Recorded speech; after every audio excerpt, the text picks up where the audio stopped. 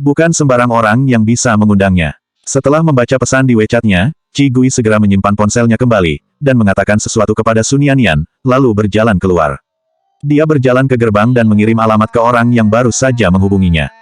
Ketika Qi Gui hendak berjalan kembali, dia melewati sudut gerbang dan tiba-tiba mendengar teriakan dari Xia Yong, "Su Haikang, tidakkah menurutmu, keluargamu itu, keluarga Su sangat tidak tahu malu?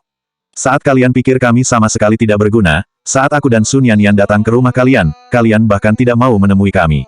Kenapa sekarang kau begitu tidak malu untuk berbicara denganku tentang kerja sama Tenggui Group?" Petik 2. Qi Gui melangkah lagi. Segera setelah itu, dia mendengar suara Su Haikang, "Xia Yong, aku tidak ada di sana waktu itu, ayahku pasti sedang bingung. Memang benar dia melakukan kesalahan, dan aku meminta maaf atas namanya. Tapi sekarang Xia Ling sedang sakit. Bukankah ini yang paling penting sekarang? Aku baru saja bertanya kepada dokter yang merawatnya, bahwa Xia Ling membutuhkan operasi segera. Kami kebetulan mengenal ahli bedah saraf dari kelompok ahli di Beijing. Kami sudah ada dokter." Xia Yong menolak dengan dingin. Su Haikang tersenyum, "Operasi Xia Ling sangat berisiko. Dokter pasti tidak memberitahumu secara detail. Ini adalah Direktur Wu Ziyuan. Kau bisa coba dengarkan penjelasannya dulu, dia akan memberitahumu tentang risiko tinggi operasi." Mengikuti kata-kata Su Haikang, sebuah suara pria tua dan besar terdengar, "Tuan Xia, menurut apa yang saya pelajari dari dokter yang pernah merawatnya, tumor itu telah menekan sistem saraf pusatnya, dan itu sangat dekat dengan saraf. Kesalahan sekecil apapun di dalamnya bisa berakibat fatal." Dia berhenti sejenak, lalu melanjutkan kalimatnya, "Bahkan jika tidak terlalu fatal, kemungkinan akan menyebabkan gejala seperti keadaan vegetatif atau bahkan kelumpuhan." Ketika Qi Gui mendengar suara ini, ekspresi wajahnya menjadi sedikit tidak nyaman, lalu dia melangkahkan kakinya dan berjalan mendekat. Xia Yong merasa tersudut. Xia Yong pun terdiam. Orang yang berdiri di depannya saat ini, selain Su Haikang dan Yin Xiuxiu, ada seorang lelaki tua yang tampak bersungguh-sungguh. Akademisi Wu Ziyuan, sebagai pemimpin kelompok ahli tingkat tinggi dari Institut Penelitian Medis, dapat dikatakan sebagai wajah komunitas medis di China. Dia telah sering melihat akademisi tua ini di televisi sebelumnya, dan tentu saja Xia Yong tidak akan meragukan kata-katanya. Selain itu, dia dapat mendengar bahwa akademisi Wu mengatakan hal-hal ini bukan untuk membantu Su Haikang, tetapi untuk menjelaskan kepadanya kemungkinan risiko bedah pasien sebanyak mungkin di luar etika profesional dokter. Dalam hal ini, tentu saja merupakan pilihan terbaik jika mengizinkan akademisi terkenal di dunia, bahkan dikenal sebagai dokter spesialis dalam bidang bedah saraf untuk melakukan operasi. Tapi, akademisi ini direkrut oleh Su Haikang. Xia Yong mengepalkan tangannya rata-rat. Yin Xiuxiu melihat ekspresi Xia Yong dan berkata sambil tersenyum, "Tuan Xia, kami juga bukannya mengambil proyek itu dari Tenggui Group, kami hanya mau membantumu menyelesaikan kerjasamamu dengan lebih baik. Kita memang memiliki beberapa hal yang tidak menyenangkan sebelumnya, kali ini aku dan Haikang datang ke sini untuk meminta maaf dengan tulus kepada kalian semua."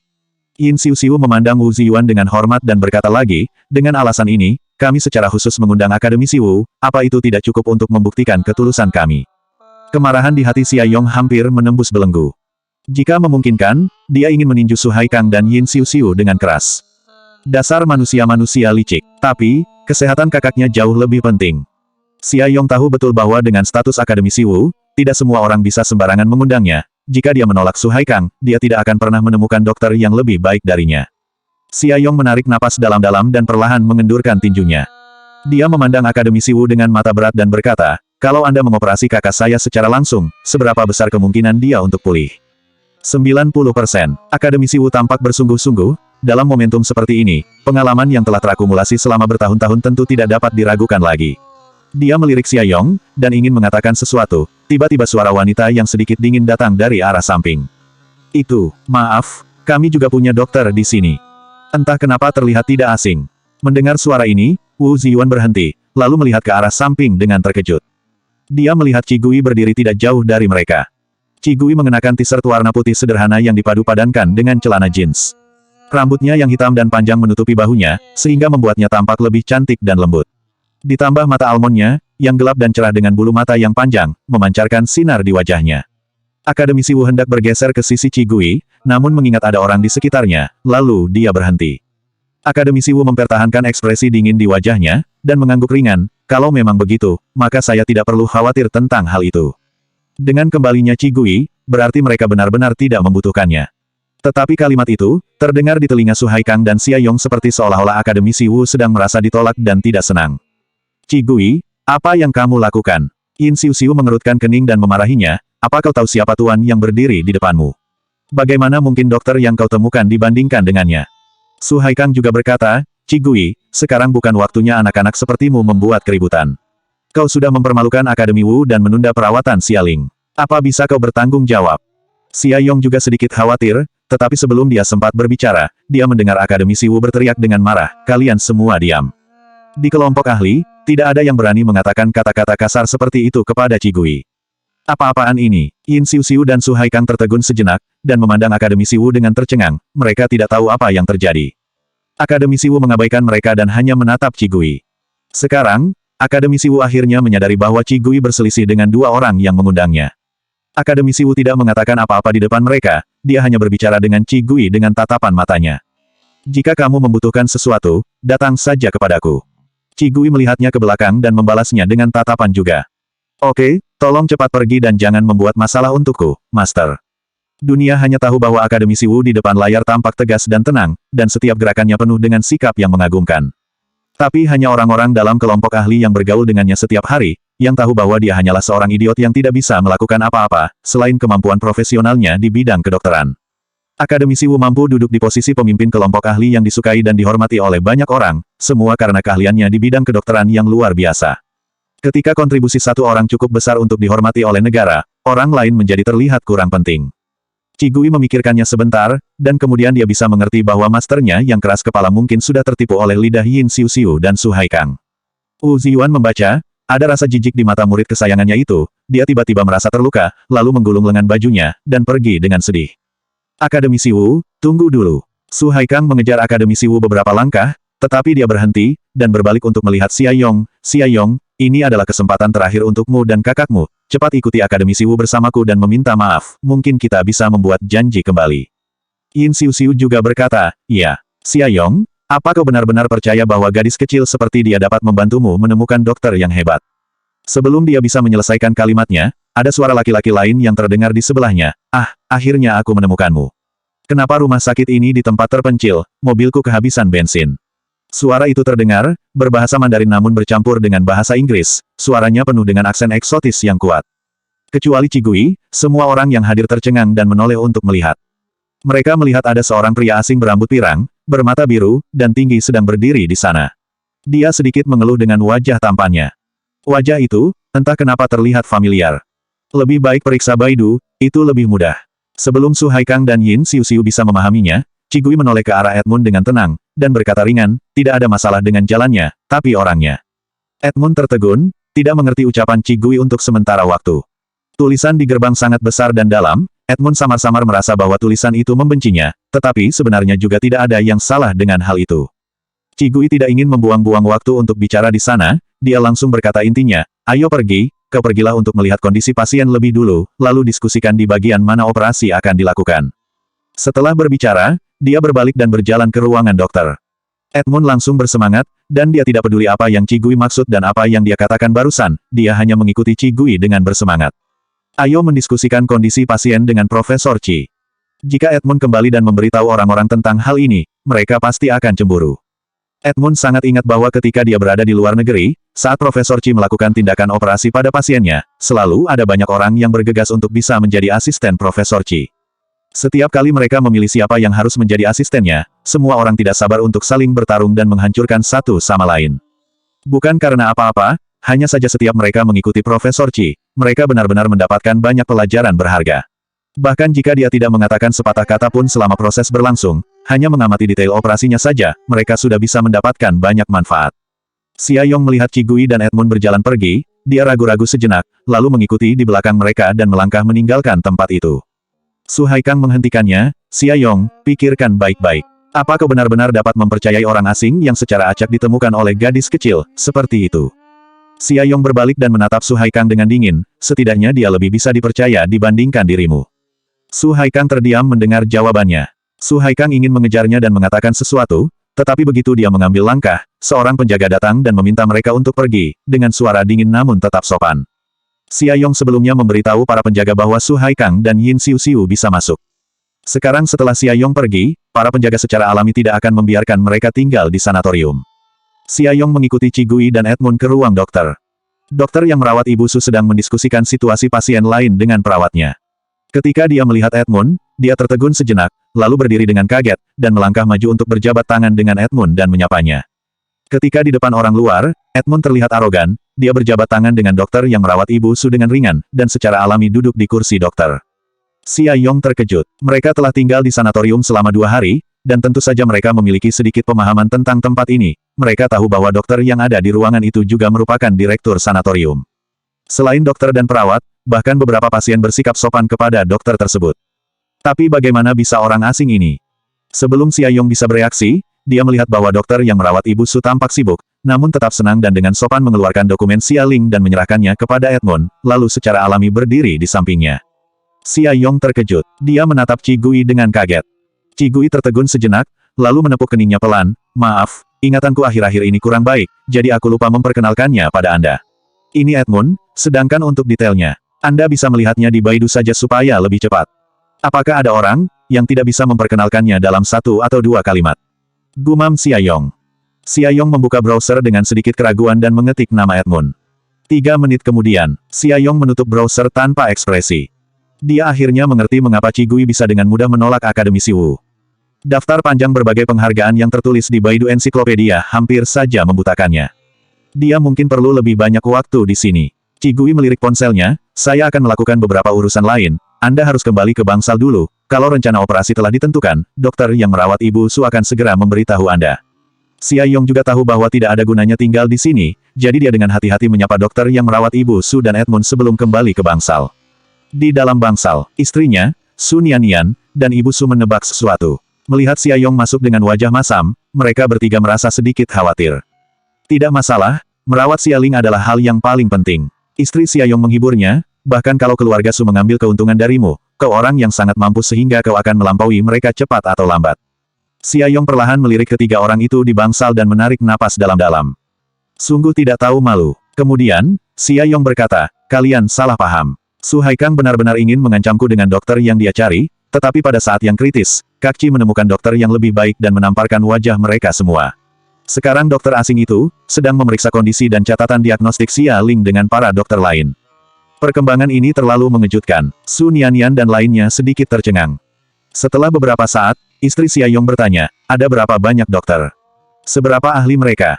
Xia Yong berkata, sangat ahli hingga membuatku memanggilnya Kak Qi dan mengumpat. Xia Yong berusia 40-an di tahun ini, lebih tua 20 tahun dari Qi Gui. Xia Yong selalu lembut dan baik hati. Bahkan jika dia dipaksa ke titik terendah oleh keluarga Su, dia tidak pernah mengeluarkan kata-kata kotor. Metafora seperti itu sangat jelas, dan orang-orang di ruangan itu langsung mengerti betapa ahlinya dokter itu. Siapa itu? Su Nianian, juga seorang mahasiswa kedokteran, dia bertanya dengan rasa ingin tahu. Xia Yong menyebutkan nama Edmund lalu mengucapkan kalimat lain, ini aku tidak bisa memperkenalkannya secara singkat, kalian bisa lihat di Baidu, itu lebih cepat. Apa dia sangat misterius? Gumam istri Xia Yong, dan Su Nianian mengeluarkan ponselnya, lalu mengetik nama Edmund. 3 menit kemudian, Xia Yong sedikit puas saat melihat ekspresi kaget mereka berdua. Dia tidak mau terkejut sendirian. Qi Gui berbicara pada Edmund, setelah itu dia keluar dari ruang dokter dan naik lift langsung ke lantai paling atas. Dia mendorong membuka pintu kantor dekan dengan mudah. Akademisi Wu, yang baru saja pergi, sedang duduk di sofa. Ada teko teh dan 2 cangkir di atas meja ruangan itu. Mendengar suara itu, Akademisi Wu mengangkat kepalanya dan melihat bahwa itu adalah Qi Gui, wajahnya yang bersungguh-sungguh tiba-tiba tertawa. Dia dengan ramah melambai ke arah Qi Gui, anak gadis, masuklah, aku sudah merendam Bil Wochun favoritmu. Qi Gui masuk, dengan sopan dan menyapa Akademisi Wu terlebih dahulu. Lalu dia duduk di seberangnya, menyesap teh sambil tersenyum dan memuji, ini teh yang sangat enak, terima kasih Master. Akademisi Wu juga tersenyum, tepat ketika dia hendak mengatakan sesuatu, wajah Qi Gui menjadi pucat dan berkata, namun, bukankah Anda harus menjelaskannya, mengapa Anda membantu keluarga Su untuk mengancam orang lain? Melihat kesungguhan Qi Gui, Akademisi Wu menyentuh hidungnya dan membuang muka dengan tidak wajar, ini salah paham. Qi Gui menjawab, yah, aku mendengarkan. Melihat bahwa dia tidak bisa menyembunyikannya lagi, Akademisi Wu terbatuk dan berkata, sebenarnya cukup memalukan untuk mengatakannya, kau harus membantuku merahasiakannya, ya. Jika tidak, citraku bisa hancur, bagaimana aku bisa mengatur orang-orang tua di kelompok ahli itu? Jangan khawatir, apa ada beberapa rahasia yang harus aku jaga? Qi Gui berkata dengan tenang. Akademisi Wu sudah memikirkannya, jadi dia dengan jujur berkata, dulu, sebelum aku bergabung dengan kelompok ahli, aku berhutang budi kepada kakek Su. Kali ini, anaknya menemuiku dan mengatakan bahwa ada sedikit masalah kesalahpahaman dengan keluarga mantan istrinya. Sekarang keluarga mantan istrinya itu mengabaikan mereka, tetapi mantan istrinya sakit parah, jadi mereka harap, aku bisa membantunya dalam perawatan, dan pada saat yang sama mereka bisa menjernihkan kesalahpahaman ini dengan mantan keluarga istrinya. Berbicara tentang ini, Akademisi Wu memandang Qi Gui dengan percaya diri, aku sedang melakukan penelitian baru-baru ini, jadi aku tidak memperhatikan dunia luar sama sekali. Mendengar mereka mengatakan ini, aku pikir itu baik juga, untuk membantu pasien. Tentang kesalahpahaman itu, aku tidak pandai bertanya tentang urusan keluarga orang lain. Ternyata, Akademisi Wu juga merasa bahwa dia hampir saja membantu orang yang kejam, jadi dia terlalu malu untuk melanjutkannya. Qi Gui diam saja, dia baru tahu tentang hal itu. Gurunya itu, benar-benar menikahi dunia kedokteran, dan mengabdikan seluruh hidupnya untuk pengobatan. Bahkan dia telah memecahkan beberapa masalah medis untuk China dan seluruh umat manusia. Selain itu dia mengembangkan obat untuk infark cerebral yang dapat digunakan oleh pasien biasa. Tetapi justru karena dia terlalu terobsesi dengan penelitian sehingga dia benar-benar nol dalam hal hubungan interpersonal. Hanya saja, dengan melihat identitasnya, biasanya tidak ada orang yang berani menipunya. Keluarga Su benar-benar bukan manusia. Qi Gui berkomentar pelan, mata aprikotnya yang gelap sedikit menyipit. Bahkan gurunya sampai dimanfaatkan juga, sungguh tidak tahu malu. Tidak bisa tidur kalau belum membalasnya. Akademisi Wu terkejut. Murid kecil yang selalu dibesarkan dengan baik, bahkan ketika dia tidak menyukai seseorang, dia tidak akan menggunakan komentar berlebihan untuk menilainya. Kalimat ini sudah seperti bahasa kotor yang langka untuknya. Kau tidak perlu khawatir tentang ini. Akademisi Wu berkata, sambil tersenyum, namun ada tatapan dingin di matanya, aku belum cukup tua untuk dimanfaatkan seperti ini. Ini adalah tanggung jawabku sebagai murid. Qi Gui berkata dengan tenang, tapi nada bicaranya tidak tertahankan.